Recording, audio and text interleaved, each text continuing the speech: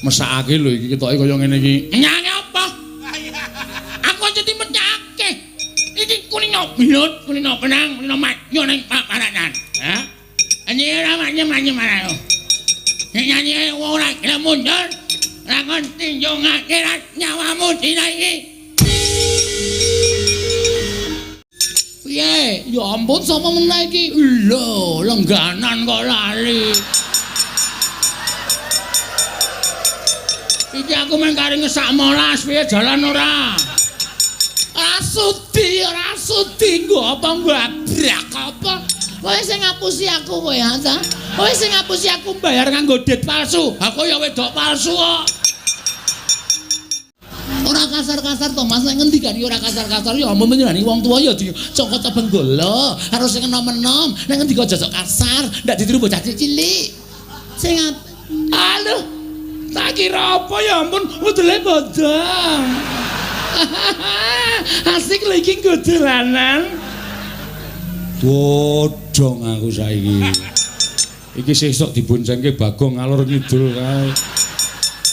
Gong, Rene tak kandhani le. Ngapa Sip iki. Migat kowe. Piye? Ya ampun sapa meneh iki? Lho, lengganan kok lali. Iki aku mung kari ngesak molas piye jalan ora? Ora sudi nggo apa ngabrak apa? Kowe sing ngapusi aku kowe ha ta? Kowe sing ngapusi aku bayar nganggo dit palsu. Aku ya wedok palsu kok. Ya ampun kurang ajar. Bayar nganggo dit monolopi. Monopoli kok monolopi. Monopoli ya ampun. Yo, ayo. Ora masalah ya. Dia nekat banget iki.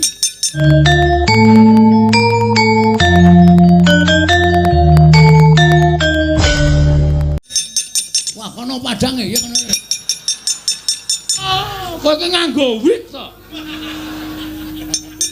Tiwas tak jambak rambute arep tak beleh kok copot. Gundul. Iki kecil mungil. Iki kirek-kikek ya.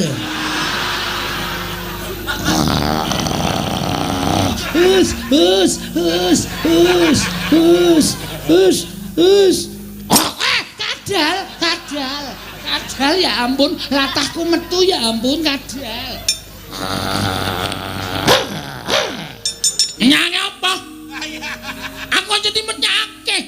Iki kulino blut, kulino penang, kulino maju ning paparanan. Ha? Anyira manyem marano. Nek nyanyi ora gelem mundur, ra kon tinjung akhirat nyawamu dina iki. Nanya nganggo gamelan.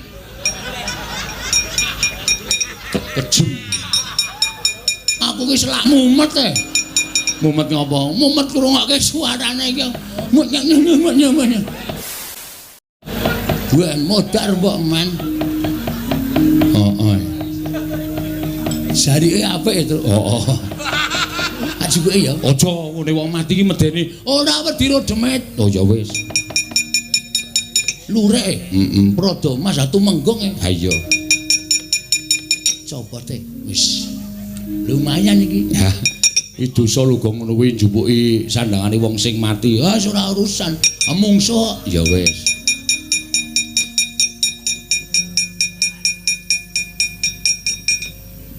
Kacoke ya lumayan.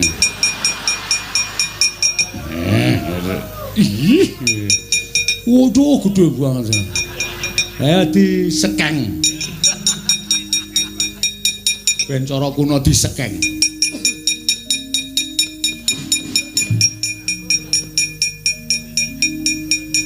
Mbangane ra ganti. Jetemene. Mayan iki rada larang bangane krokodil. Wedan garek iki ketegelen nek kowe. Wedan ngene kaya ngono to. Ha wis mati ora krasa. Lho mbakune mawut-mawut kok. Tak Aku kok apa lintingen moh. Yo kon linting aku ora. Yo cepet banget lho tenan disumet. Durung semat nyerot wis makbut ngono wis. Tekan cangkemmu. Ayo, Amo Suramarata, Jayamarata ing mangken padha-padha.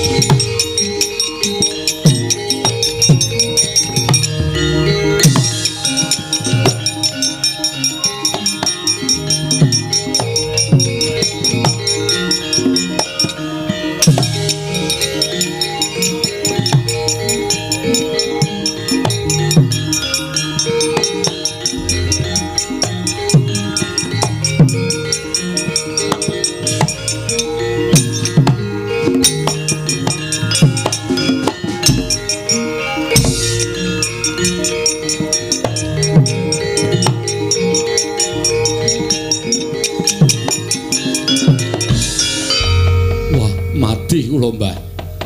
Piye? Jebul Karang Kadempel sing jaga mboten namung anak-anakipun Semar.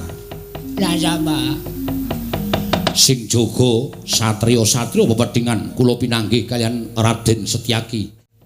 Setyaki iki Senopati Ndarawati, apa Prabu Kresna lenggah nang kono, Pak? Kula piyambak mboten mangertos. Ning nek nang Setyaki iki mesti nang Prabu Kresna. Wis positif kuwi. Nggih. Kowe gelut? Nggih. Kula nyaut tumbak. Kula jojohi tumbak mboten kenging, dheke nyaut godhok, tumbak disendal munggah, godhok tibake teng sirah kula. Sumrepet mboten weruh dalan, tindha ninggen cengel nganti jengklit tuthuk dada kula bres. Kula teng mriko suwe ora iso ambegan. Mundur. Nggih. Dudu tandingmu Setyaki. Wah. Kae Senopati Digdaya peng-pengan. Ora ana wong sabrang sing iso menang karo Setyaki.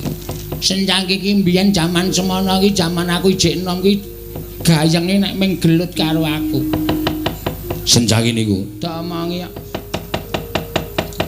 Wah.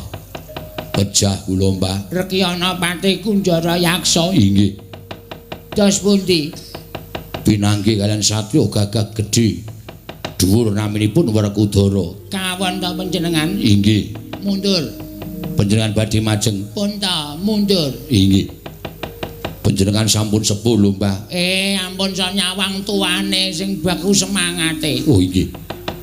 Nek mboten kula sing ndongani Karang Kadempel ora bakal sungsang bawana parik. Inggih, Mbah.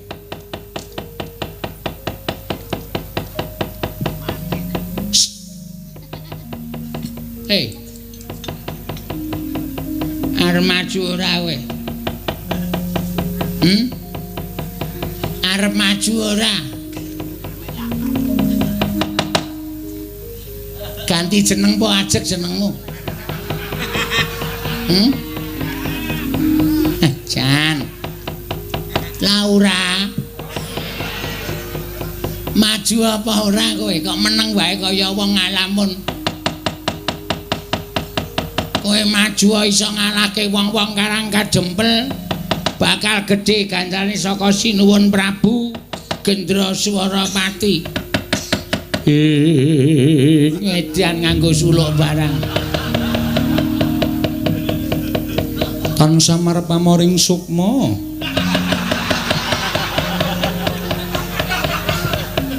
Sinukmaya winah iya ing sepi.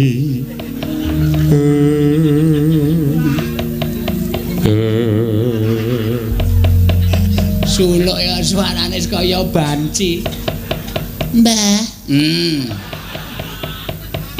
Kula nek maju ora apa isih ana komanan mungsuh, Mbah. Isih pirang-pirang. Ya ampun, ya ampun. Iki wis tak penging dadi prajurit ya ngeyel, wong wis tak yasake kios. Kowe buka salon. Kuwi malah laris kok malah dadi prajurit barang. Jiwa, Mbah, jiwa kula. Jiwa kula menika prajurit, kula menika nadyan kados mengaten menika jiwa saya itu dilahirkan untuk menjadi seorang pemberani, Mbah. Ngono inggih. Wong suwe sapa, Mbah? Wong-wong Karang Kadempel jare akeh satriyane. Ya ampun, ya ampun. Amok Suramarata Jayamarata imbang yen padha-padha. Iki prajurit saka Pageralon, Mbah. Nisih, Mbah. Semingkir, Mbah, aku jelas ndelok rupamu, Mbah, semingkir. Sambro gelap modar. Kene sing ngopeni bendina kok anggere weruh wong lanang sing bagus-bagus kok karo mbane kok sia-sia. Amung Suramrata Jamrata candhak tak iwel-iwel dadi apa kowe legane atiku.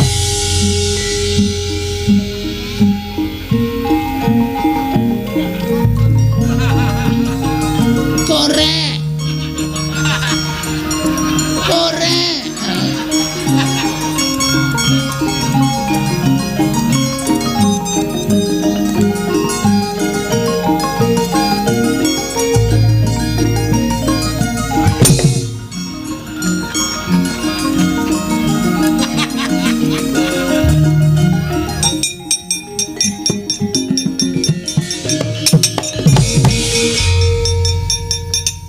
Bagus.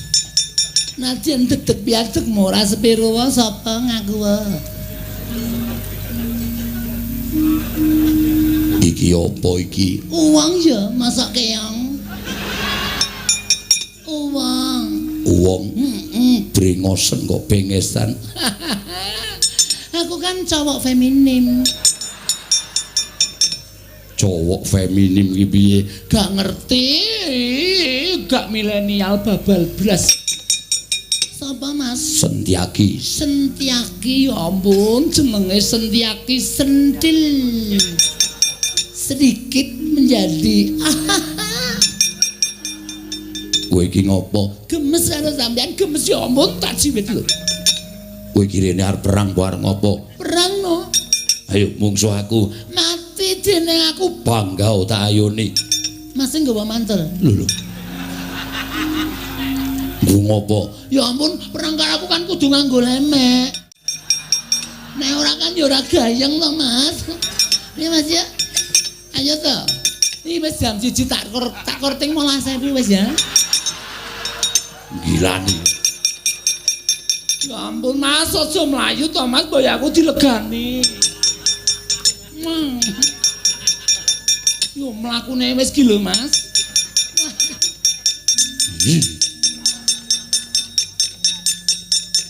Enten apa?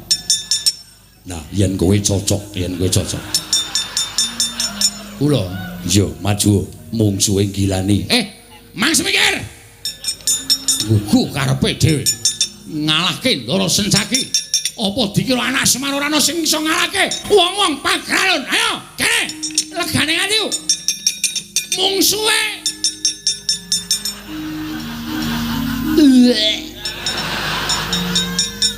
Cici mual wetengku. Ya ampun ana wong kok rupane kaya ngono. Ya ampun kok ya urip. Sasaranku kan om. Iki kok Mbah Kakung kaya ngene ya ampun ya wis kaya urip. Sapa kowe? Kowe sapa? Petro.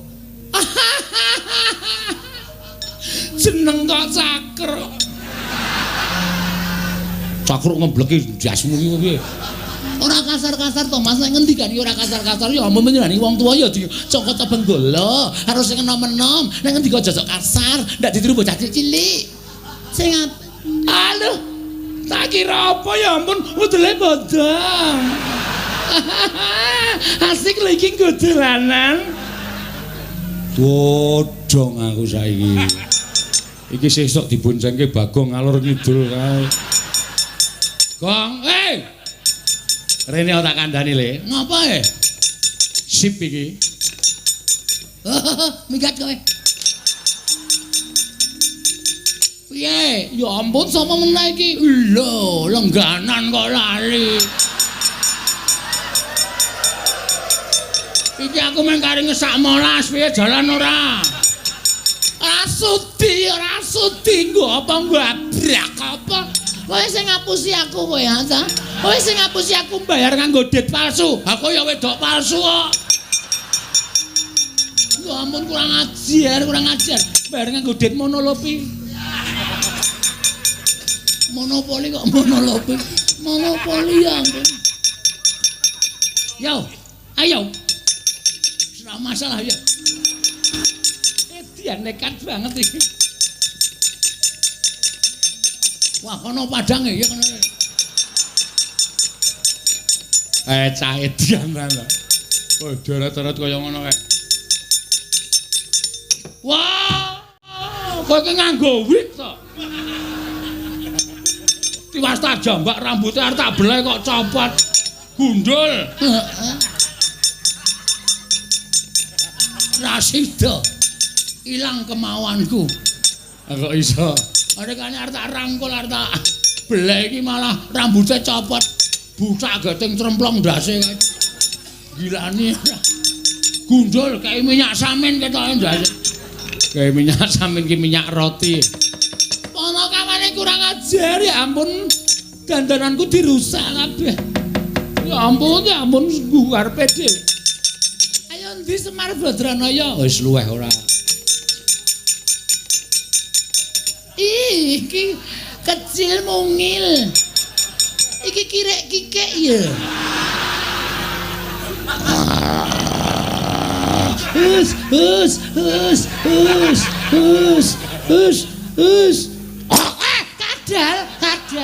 Kadal ya ampun, latahku metu ya ampun kadal. Ya ampun kireke apik banget ya. Mas. Ngopo? Aku mau tuku kireke kae. Mas kene dite. Pira? Sakarmu lek ngene kuwi. Iki ana dit 200 sanguku. Le pepayon? Urung pepayon blas mbok modar. Urung pepayon sedaya ya satpol PP. Ya. Yo, kae kirek cilik kae to? Heeh. Wis manut aku. Kowe arep ngapa ya, Truk? Manut aku to.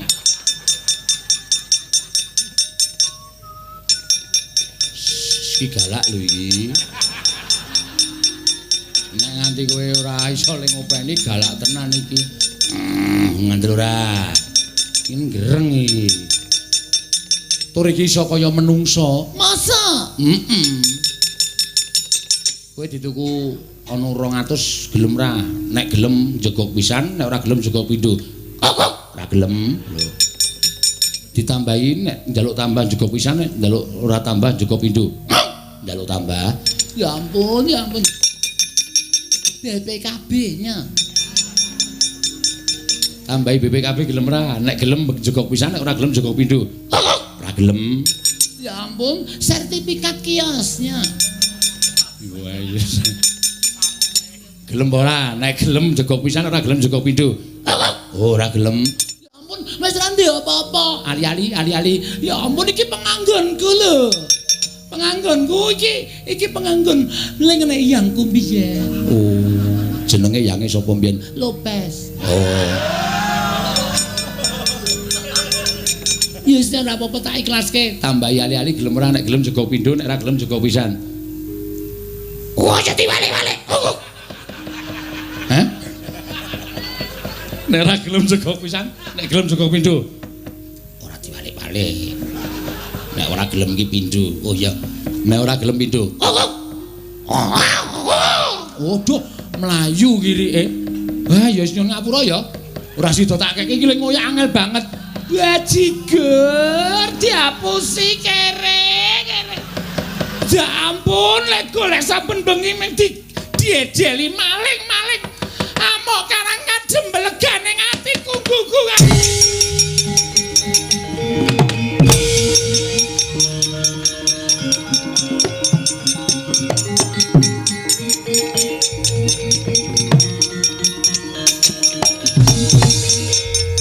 Amo Suramarata Jaya Marata Imbanjen padha. Aku kelangan.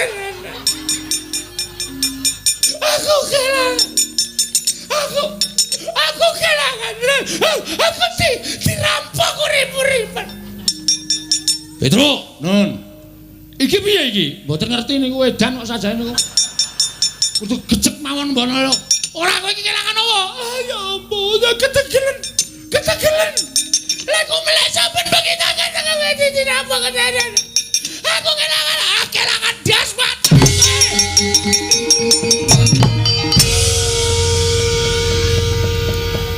Innalillahi wa inna ilaihi raji'un. Mutar kowe Laura.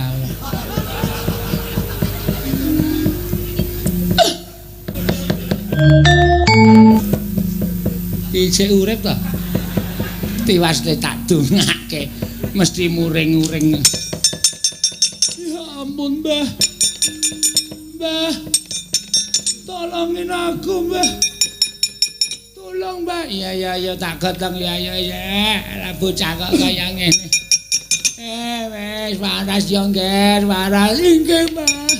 Inggih, sesuk bengi cek nyambut gawe waras saya, yang golek pasaran ya waras saya Laura. Aja lara ndak. Kowe ra iso dienggo golek pasaran ya Sahara, Samirah, Laura, Sukini. Pirang-pirang jeneng kula Mbak. Lah ya, amuk endi wong Karang Kadempel.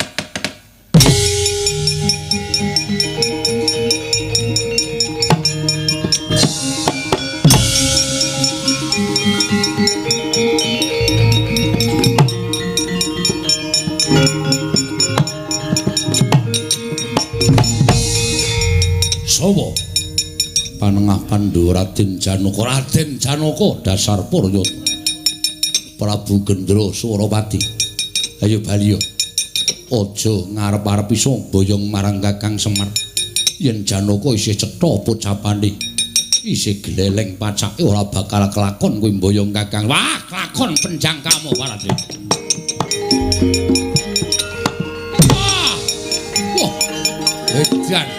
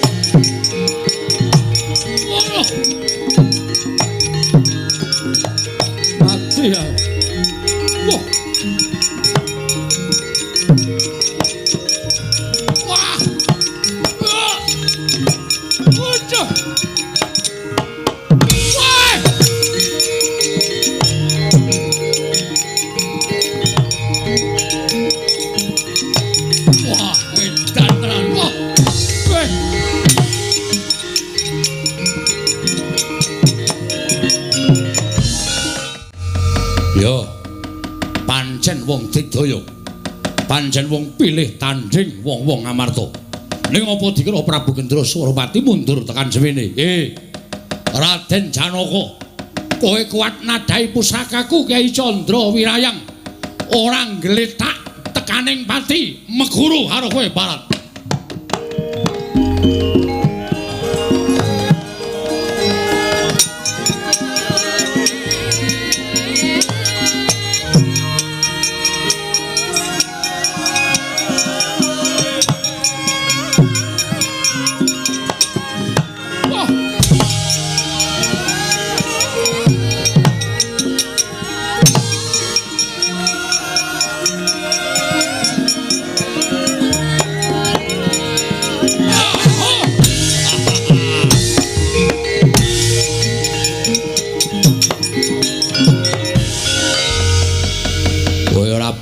Kuat nampa kekuataning Kyai Candra Wirayang. Ayo, kowe nglumpruk tanpa daya nadyan ora tekaning pati nanging pepes bayu kang tapis. Ora duwe kekuatan. Prajurit Janaka digotong leboke pakunjaran tunggale golekane gane-gane.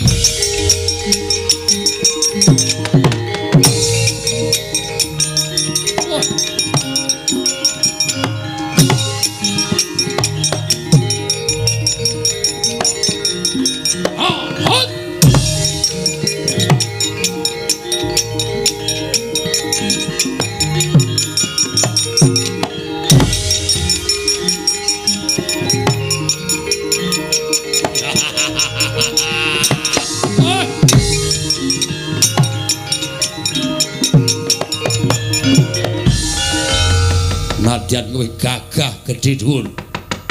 Sumbaga prawiring yuda sekti kalintang jayaning perang. Nanging ora bakal iso menang mungsuh kekuatanku Kyai Candra Wirayang. Nglumpuk ora beda karo adimu Janaka. Prajurit leboke pakunjaran. Ndi Ratu Ngamarta bondo sisan.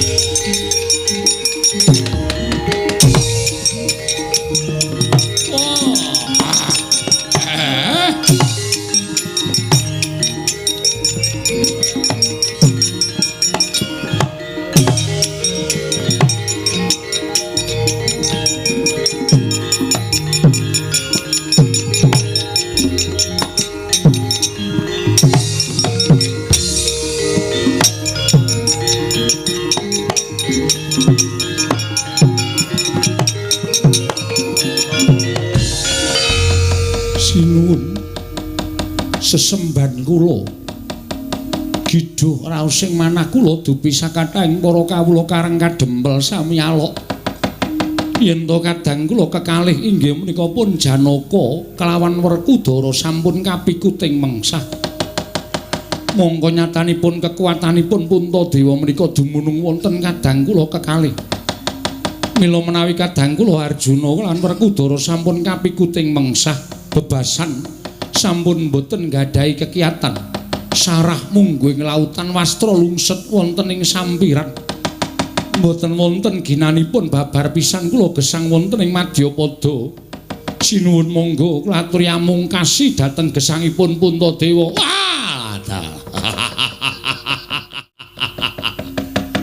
Nadyan kondhang kowe Ratu Digdaya kedunungan Pustaka Jamus miyang jimat Klima Sada. Ning tinemune bebau kiwa tengenmu wis sempal, wis pepes, mergo adimu lanang loro wis tak pikut. Wis ra bakal iso nglawat. Kowe ora iso piye-piye Puntadewa. Boyong leboke pakunjaran dina iki.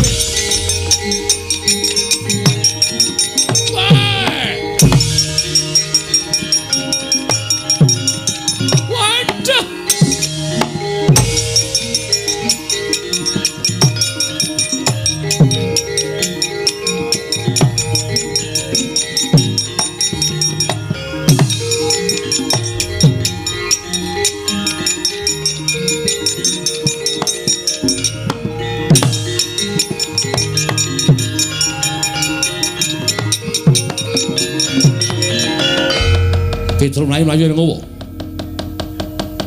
Ngaturaken tiwasan. Sinuwun.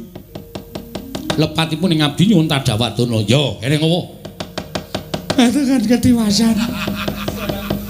Nek wonten lepatipun anggen kula bojo atur kula siwun pangapunten. Kowe iki tak takoni malah nangis piye? Mergo ati kula mboten kuat, Dara. Kula ora kuat nyumurupi kahanan sing dumadi. Kahanan apa? Prabu Gendra Swaropati majeng wonten ing pabaratan Dara Janaka sing methuke. Ya, Janaka sing methuke. Nggih. Ingkang sekawit Prabu Gendra Swaropati diajar kalih Dara Janaka. Nek Prabu Gendra Swaropati. Ana rawaye lah kajane. Apa? Apa? Prabu Gendra Swaropati ngetokke painah. Panah piye? Anu panah. Mulut sak obor pucuke dilepaske Dara Janaka kena duk nglumpruk terus diboyong karo prajurit pagralon. Dara Werkudara mlaju kenging pusaka duk nglumpruk gawa karo prajurit pagralon. Niki pun entek Sinuwun Darmakusuma diboyong. Wah, iblis lanang. Ngukung arepe dhewe kowe boyongi para Pandhawa. Nata Mantura Prabu Baladewa. Babarna pisan legane kapingku malah.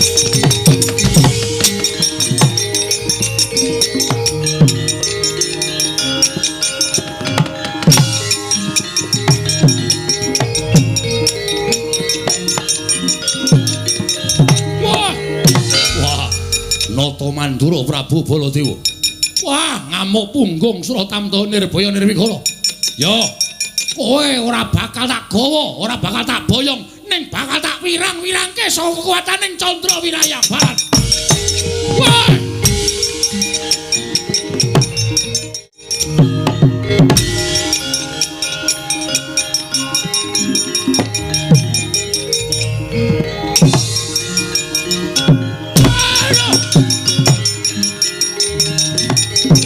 Ayo, amuk lekane niku.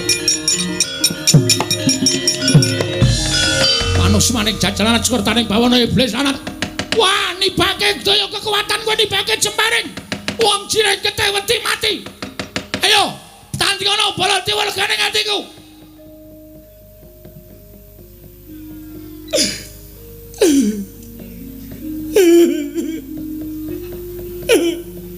Petro ngopo kowe malah nangis ning ngarepku apa?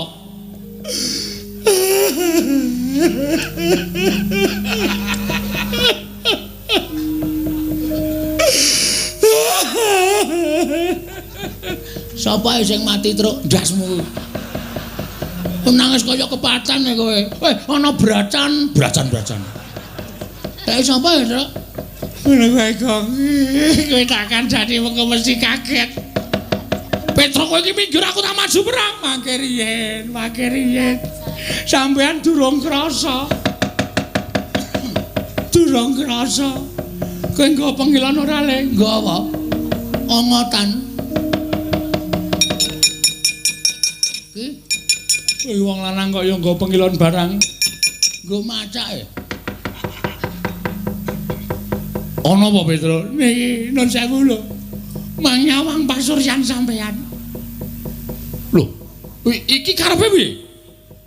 Iki kok malah ana macan barang. Niki mboten macan sinten-sinten. Ning sampeyan Ndara, wah mati aku Petro kandhang. Aduh, mati aku.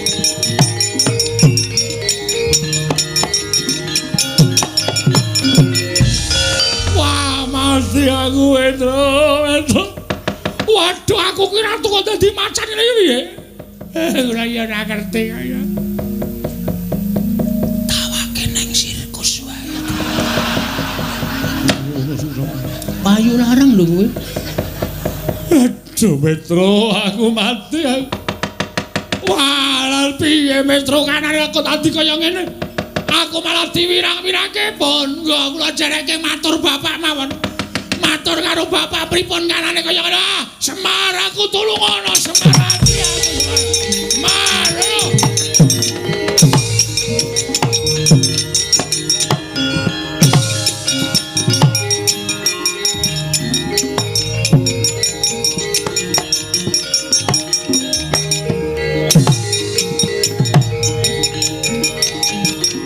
Aduh, Semar mati aku.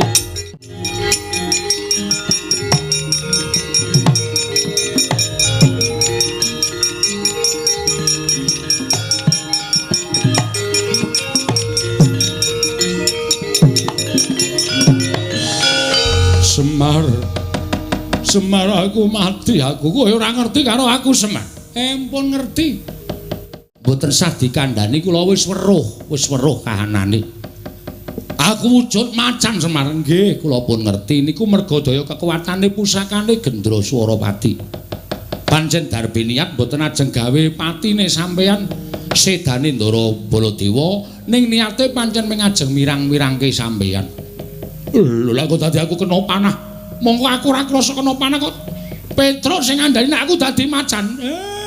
Pancen kudu ngoten. Lah aku kudu piye Semar? Supaya iso pulih kaya wingi ngene. Pandhawa kepikut kali Gendra Swaropati. Iya. Ha. Nek sampean kepengin dadi Baladewa melih wutuh kaya wingi ngene mang goleki Gendra Swaropati nika ling ngunjara Pandhawa teng pundi? Nek iso sampeyan ngluwari Pandhawa, sampeyan bakal bali kaya wujud wingi ngene. Ning nek ra iso, nggih pun selaminipun kaya ngeten niku. Wah, dalah, mati aku. Wis ra apa-apa didol wae. Kowe. Ora kena kok kowe piye? Nelisip kok le nendang.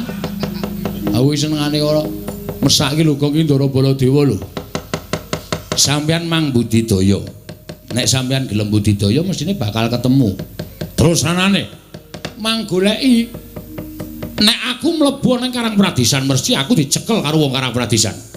Yen aku mlebu ngalas mengko mesti aku digawe lara karo buron wana utawa satu kewan alas galak. men ditutke Panakawan. Wah. Ya ora ngono kuwi, Mar. Aku ki biasane ngetutke satriya, iki mung ngetutke biawak kaya ngene. Macan kok biawak, macan. Bagong gelem ora ngetutke aku. Ora gelem ngetutke aku, kletak ndasmu pecah kowe. Oh, nggih. Waduh galak banget iki, Tru. Nek ora ditutke iso ngledak tenan iki. Ning ora anu lho, ora leman lho. Ya ora. Mengke nek teng wana nek ketemu macan wedok ora dibledhe. Hus. Aku anggap ke macan apa? Sapa ngerti nek nafsu kebinatangane ketok ya. Ya ora mungkin iki kedadian saka ratu kaya. Engko kula dereke goleki ndara-ndara Pandhawa. Lah kowe piye, Pak? Kowe wis rasah ngurusi karo aku. Utawa aku mbangane kowe. Ngerti aku mbangane kowe. Wis kono do mangkat ndaramu golek ana. Sing tak gumuni iki Sinuwun Ndarawati. Lah kok malah kaya ilang. Ora ketok iki janjane menyang endi? Aku yo mbok mau goleki kok ya ora ana ya, Pak. Ben. Panjenengan iki pancen wong pinter, panjenengan iki wong sing waskita, mbok menawa wis ngerti marang lelakon iki. Oh nggih. Petruk nala gareng dijak Bagong macan iki tutna. Nggih, Pak, ngestakaken dawuh. Aja pati-pati mandeg lido ngetutke nek durung ketemu karo pakun jarane Ndara Punta, Ndara Werkudara, Ndara Janaka. Nggih, siap, Pak, ngestakaken dawuh. Ya Can yo. Lho. Aku ki Baladewa, aning macane. Ora sudi kon basa. Ora gelem ra tak ngoko ya mangkat dhewe kono. Wah gebuki wong desa ya, Tru. Ya Can yo. Ya wis ora apa-apa. Nek aku dadi Baladewa basa meneh. Oh siap. Nek isih wujud macane niki ya biasa wae. Ya wis sakarepmu. Petruk melu aku. Nggih, kula derekke. Gareng nendi? Mengke nak tekan riki pun kula derekke ning ora saliwat ngarepan. Metu mburi niki mau ndak ketemu karo Prabu Gendra Suropati. Yo. Aku njaluk pamit Semar. Ngati-ati muga-muga pikantuk pepadhang Ndara Baladewa.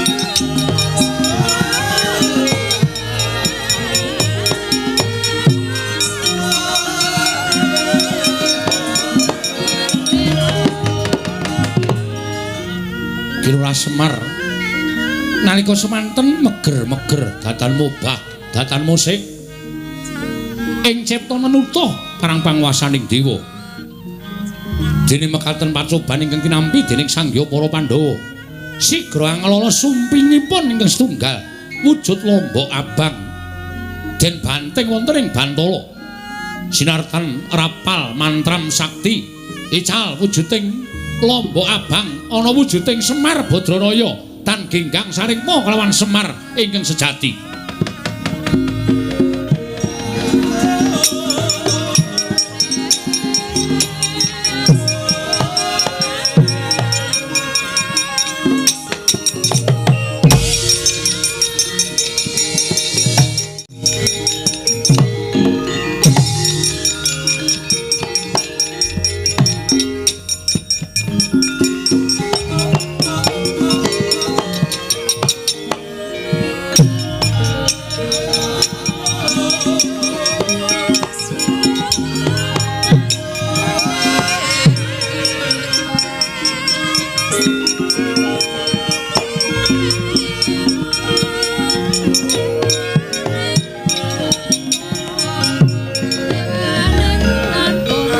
Marikoten mrayetna semuriris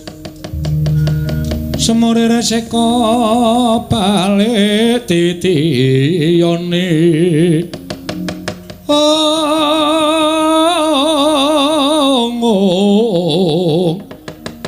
titiyane kandayane tresanya purnama sasi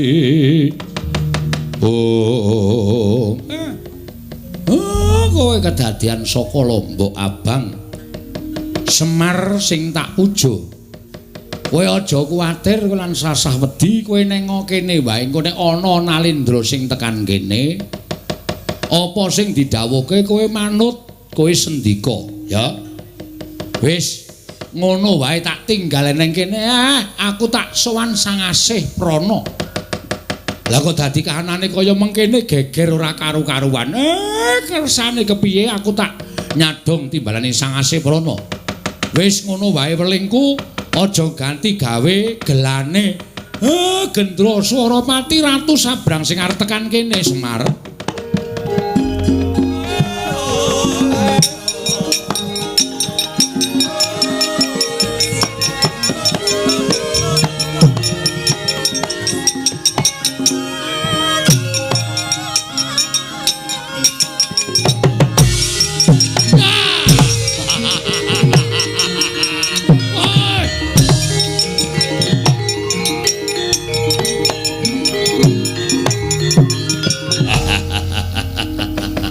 Wah, kowe wis ora bakal iso nglawat, kowe wis ora iso bakal bonggo. Piranganing para nalendra, para satring padha ngayomi karo kowe kabeh wis padha kalah karo aku Semar. Kowe aja kumbi, kowe aja selak. Dina iki tak boyong marang negaraku. Dadi srana waliyaning negaraku. Kowe kudu gelem tak boyong Semar Badranaya.